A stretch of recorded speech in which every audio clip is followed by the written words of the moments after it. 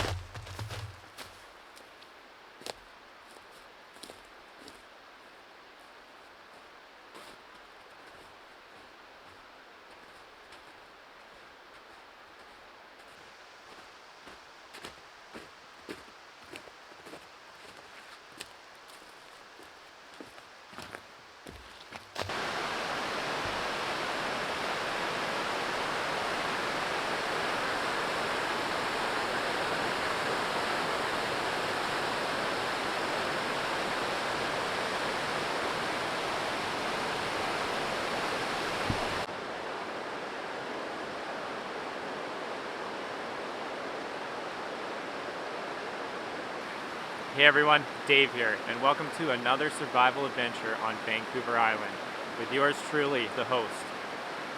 It's not a game show. We are here in the mountains. It's winter time at the end of winter. I'm kind of doing a lost hiker scenario, and I will be testing myself to my limits on this one, pretty much. I've been hiking around in the forest for a few hours now, and it's about time to do a zone of assessment, what I'm carrying on me. I'll go through everything that I have brought, so there's no surprises, and then we're gonna get right into it. This is gonna be a tricky one. It's gonna be really cold. There's still snow up here, even though that in the city there's no more snow. There's a ton of elk tracks, so we're definitely in the wild out here. I've come to a creek, and up there, I filmed earlier, it's pretty much like a canyon up there. It's pretty hard to get down to the creek. At this spot here, I'm able to access the creek.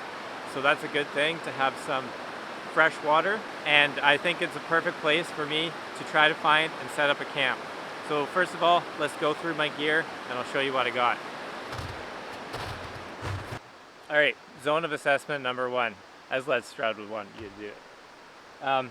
Go through everything that you got in your bag. So I have brought with me a survival kit just in case. I'm not going to be using any of this stuff. This is just for emergencies in case I actually get into a sticky situation out here, because it'd be pretty stupid of me to come out here with nothing.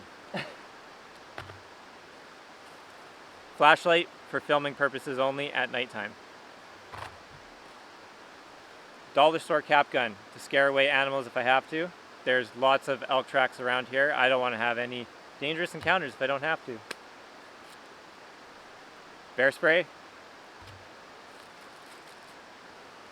My only cutting tool, a folding knife.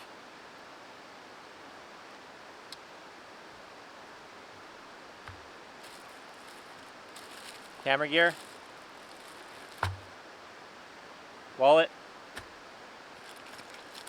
Keys. I got a trick on my keys that I'll show you. Cell phone. All the stuff that normal people carry with them. This is a dry bag for the camera gear and the camera. A little compass whistle / thermometer to see how cold it gets tonight. Just cheap Coghlan's.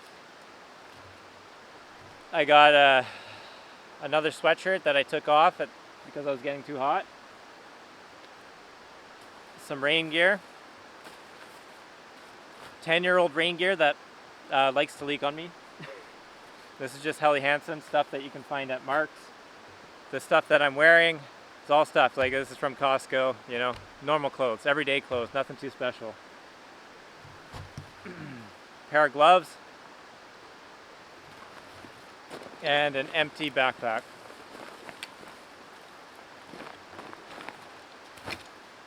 So what I don't have with me, I don't have food. I don't have a water bottle, I don't have a tarp or any sort of shelter, I have no sleeping bag, no axe, no saw, no other cutting tools, no lighter. but I do have one trick on me.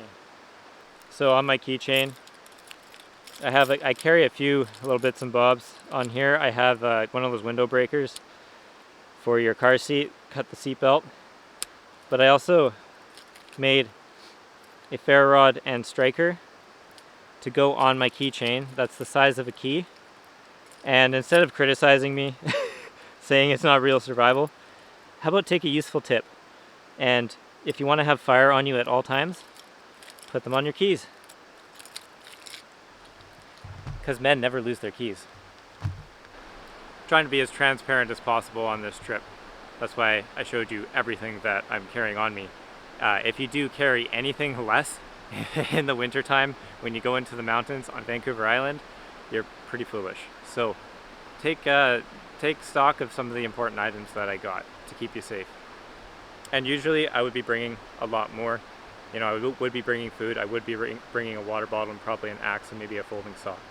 Here is the closer look of my only cutting tool. It is my EDC, my personal EDC that I carry on me in the city. It's a QSP front flipper, full flat grind, about 3 1/4 inch blade, and yeah, 154 cm. It's a little bit of a higher quality folding knife, but you could just replace this with like a Rat 1 or whatever they are, or any 3-inch folding knife. The QSP Gannett.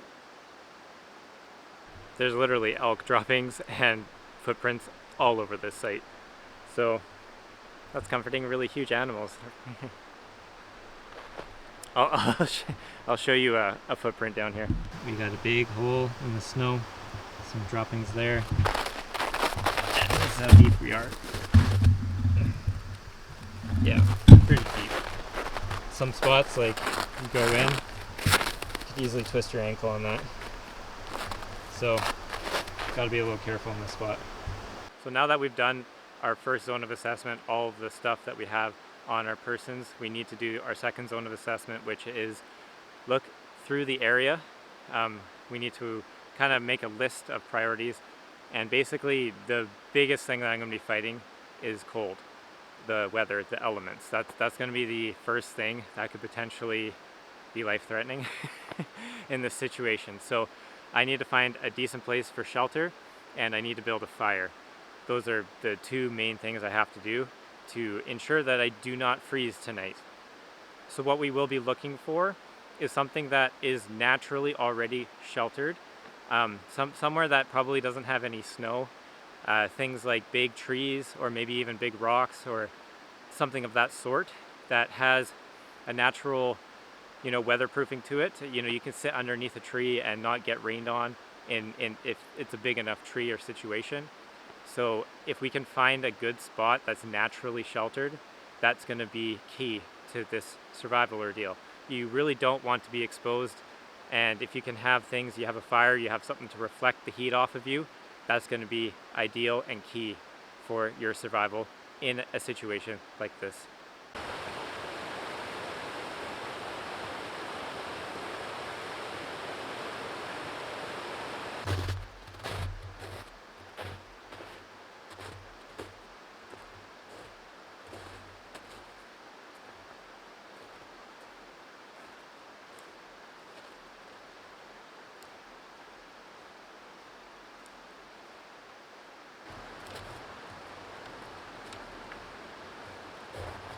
This is a big score.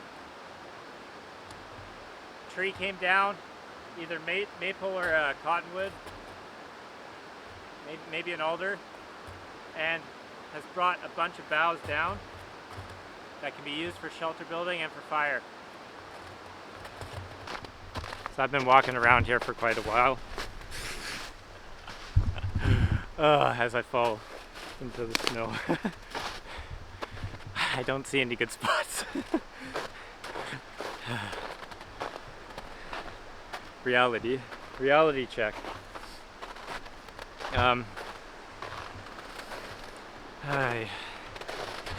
There's lots of okay trees, but I'm looking for something a bit more naturally sheltered without so much snow. And I'm just not finding it. Maybe There's a big tree over there. Maybe we'll go check it out, see if that will be the spot.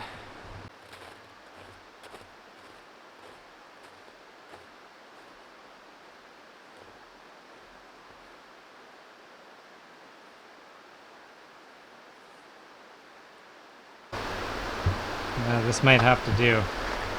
It's a big older growth cedar tree here. That was clearly logged. You can see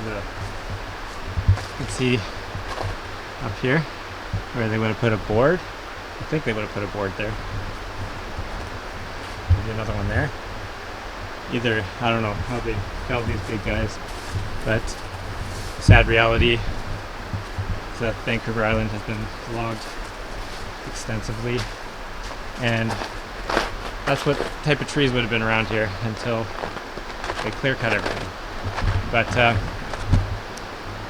yeah, I think that this is probably the best site that I've seen. There's no snow. There's no snow in here. There is a ton of elk droppings though. Perfect. This is gonna have to do. I got 2 live trees for covering. Probably why there's not so much snow around here. There's a lot of elk crap. I'm gonna have to scoop that out. I wouldn't be surprised if an elk slept here. If it's good enough for an elk, it's good enough for me. The big tree will reflect heat back from the fire out here. Might end up spending the night sitting up against the tree. This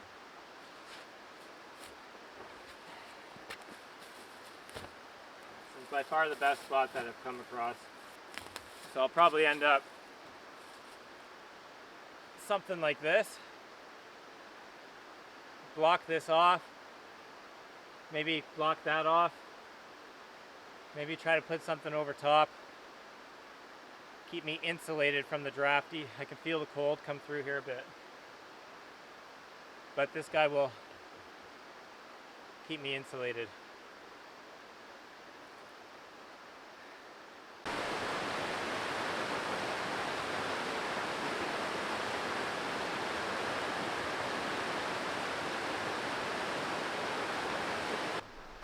It's seriously beautiful out here though. I'm very happy to be in the mountains alone. Maybe not so much doing an intense survival video, but it's seriously gorgeous out here. Super peaceful. Yeah. Yeah. As you can see, I wore my original beanie from my first video. Decided to do a little throwback to my first survival video. That was partly the only reason why I'm popular.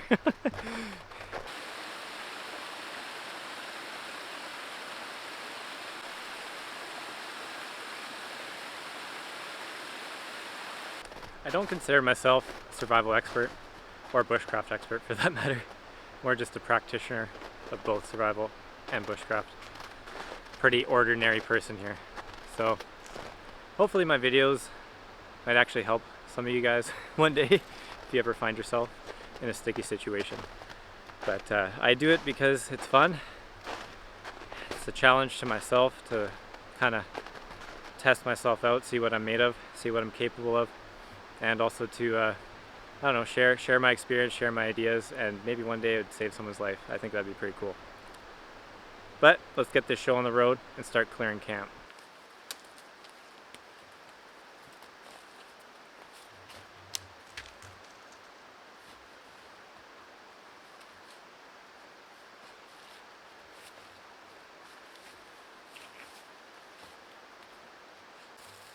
When you're cutting fern fronds, as a side note, you're not killing the fern because ferns are a rhizome. They will grow new leaves. So by taking the fronds, you're not killing the plant itself, if you're worried about that. And ferns make a very good kind of shingling material to shed the rain. It's probably the best available resource for that on Vancouver Island.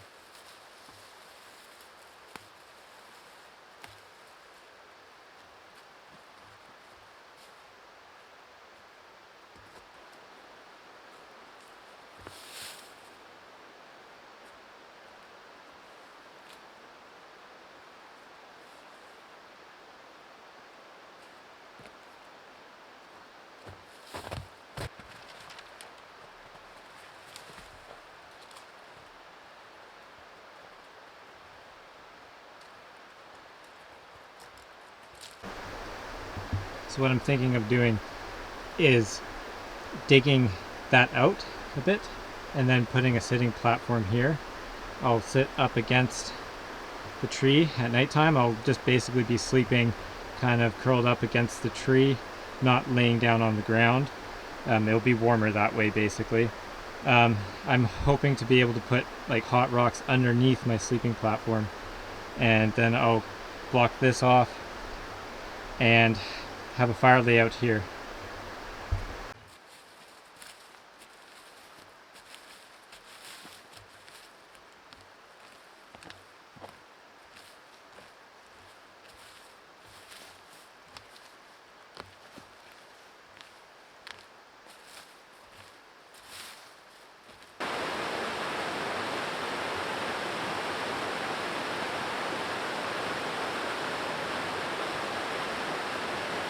Getting a bit thirsty here for doing a bit of work. I haven't had water for a little bit, so we're gonna go take a drink from the creek. Normally I would advise boiling your water first, but considering this is a mountain creek, it's probably the cleanest water you're ever gonna drink. If you're in other places in the world, the water sources aren't so, they might be a little sus, let's just say that. But because I don't have a stainless steel water bottle, I can't purify my water. I'm just gonna drink it straight from the creek.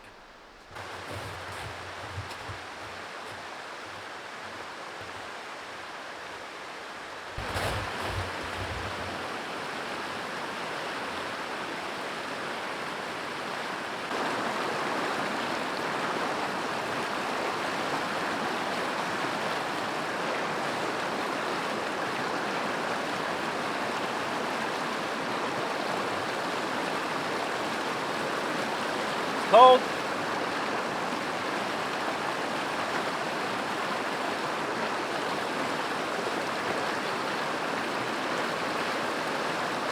I'm pretty sure I just got a brain freeze.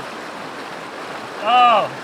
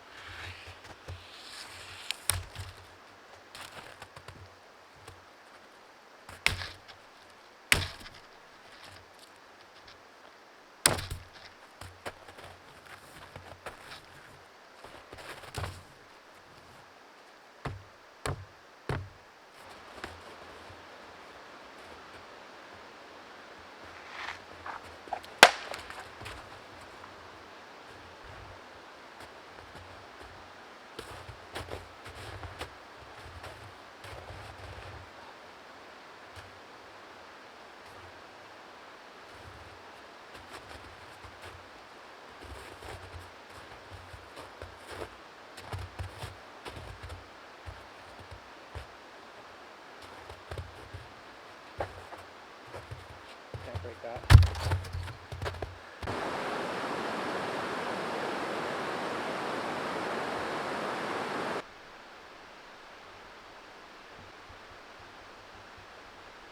Here's a little call to action for you guys.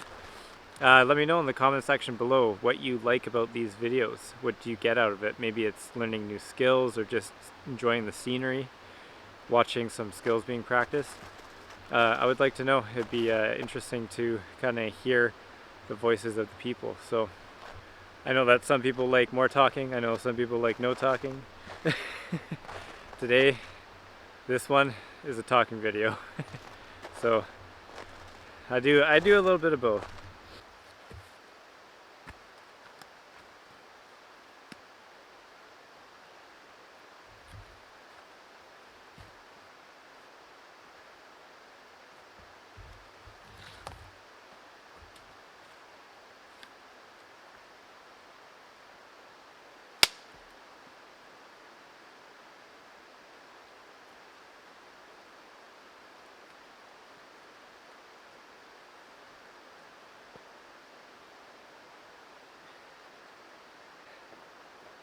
Oh, that's good. It'll be like sleeping in an airplane.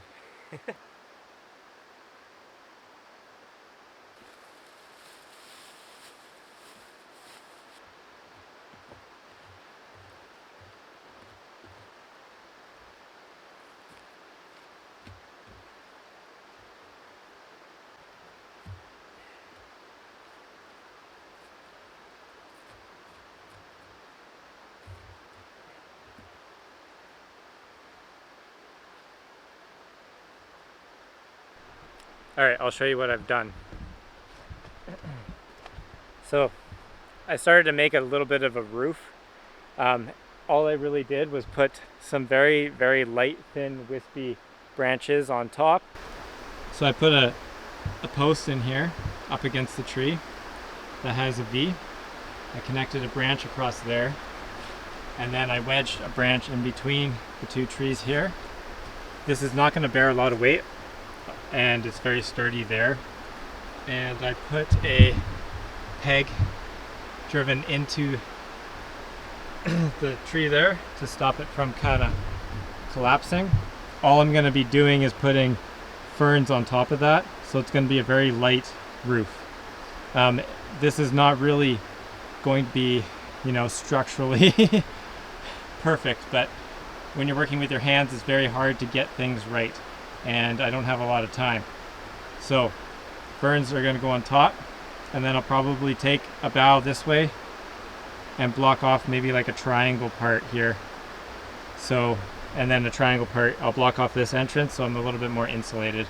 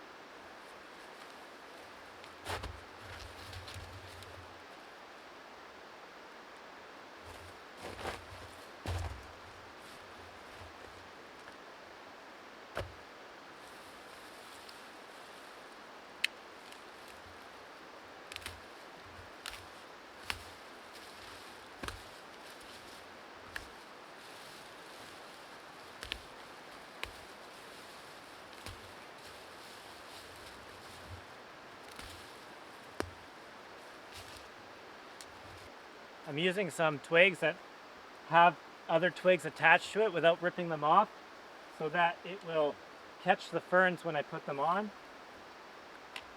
And then I don't have to find too many branches and stuff to fill this void.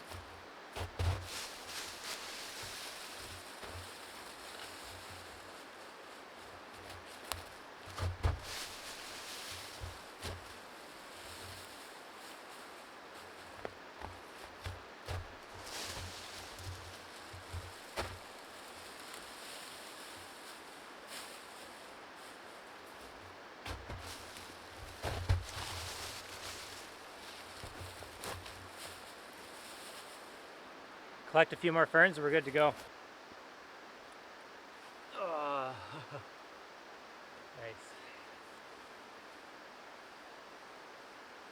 Well, this is about all that I could muster.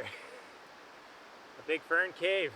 Now all we gotta do is build a fire.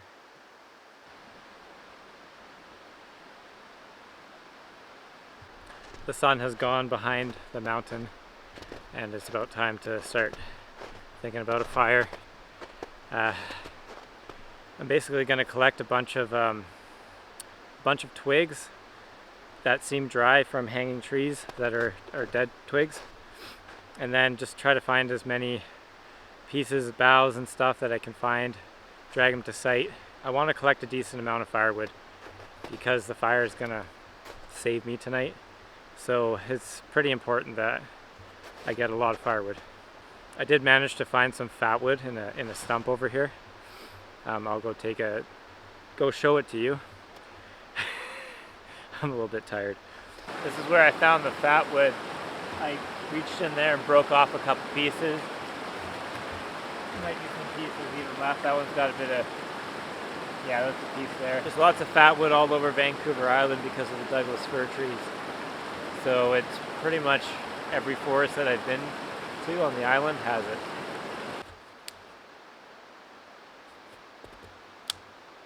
Too green.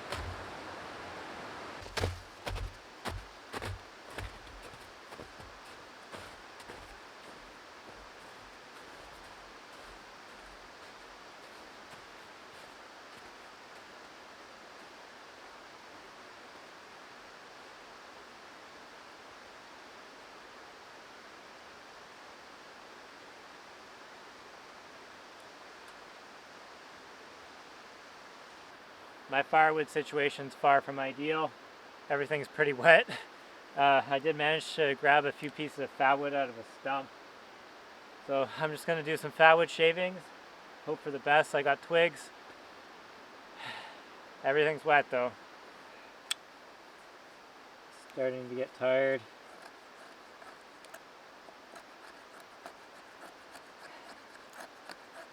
Make a big pile.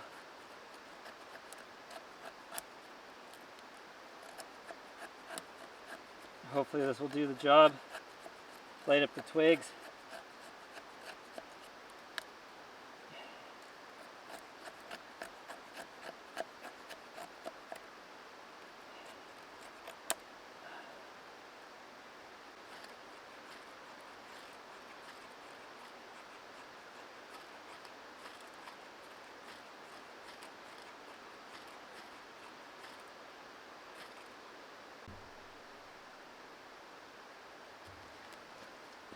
Of course I wasn't recording.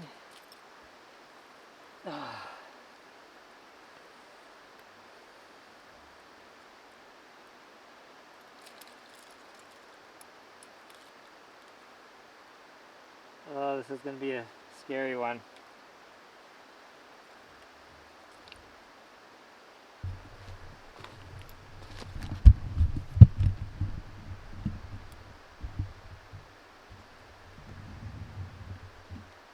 Kind of going. A few wispies on top. And maybe try to put some of the bigger stuff. It's wet. Everything's wet. But there's flame.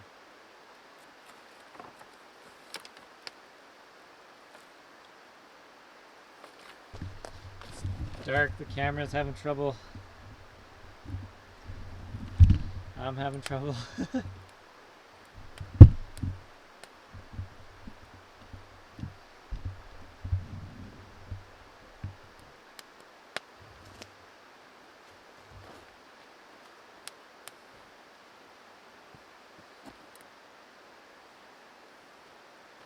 Oh, hopefully it will work. So, I have spent a good few hours trying to get this fire up and going. My battery was dying at the moment I was trying to do the fire, and it was a task. It was really hard to get this going. I've spent the majority of the time trying to get this fire going because I really need it tonight. So I'm happy that I got it going at least. It's not as big as I would like it to be yet, but this is what I got to work with. So I put some rocks down here. My gloves are sitting there drying out, and hopefully that will do it for tonight. That was definitely a extra level of hard today. Getting the fire going. The wood was insanely wet, so at least it's going for the time being. I am doing pretty cozy in the fern cave. It's feeling warm at the moment, but we'll see how things go in the nighttime. I'm feeling pretty tired, not having any food and just a little bit of water here and there. I'll probably have to go down to the river to take a drink before I go to bed. Try to sleep. Maybe I'll take you down for a little midnight stroll in the forest. Not creepy at all.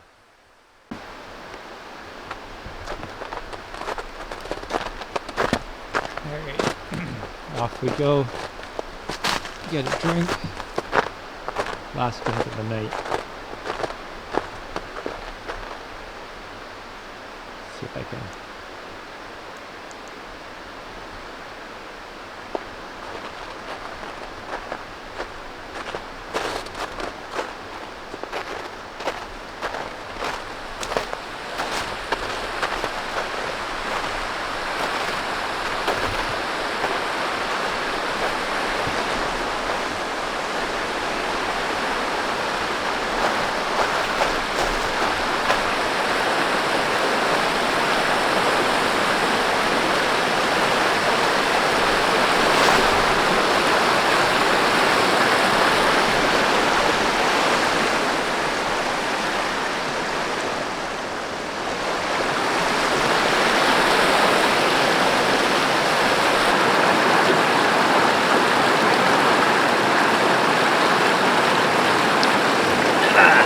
Get the flashlight so you can see me.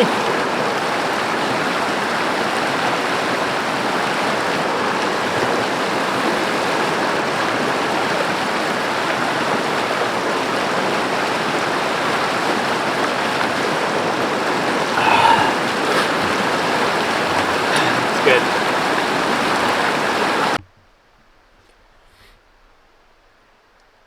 Just enjoyed the last drink of the night. I could put the hot rocks underneath my little airplane chair. I'm actually quite warm. It's doing the trick. It's definitely doing the trick. I'm glad that I did that because I feel warm. I actually feel warm. I don't feel cold.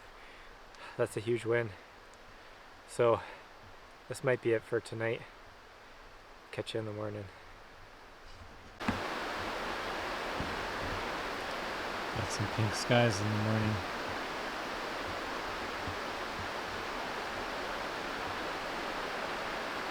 Very beautiful. I made it. It was pretty hard to keep it going all night. It's probably just because it's cold and damp and not good conditions for fire.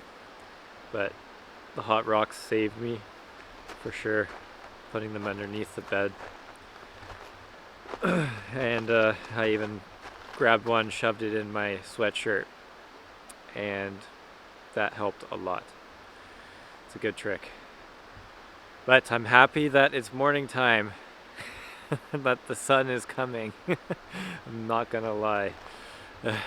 I'm running a bit low on the firewood, and it was starting to not work so well anymore. Let's go down to the river and take a drink.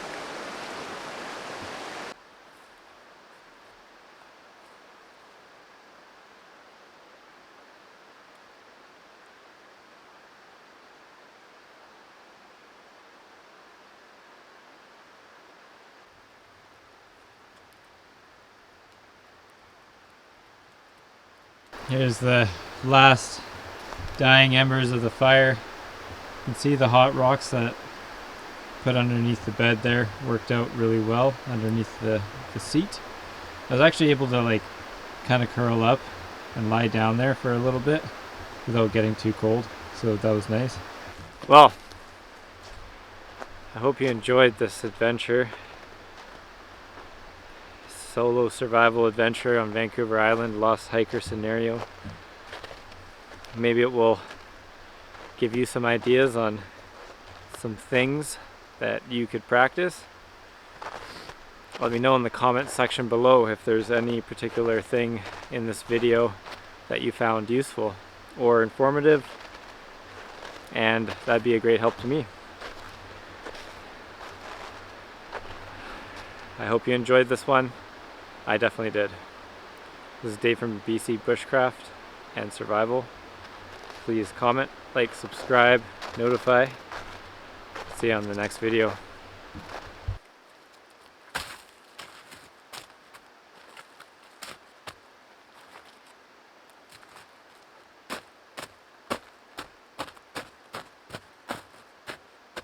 Alright, time to hike out.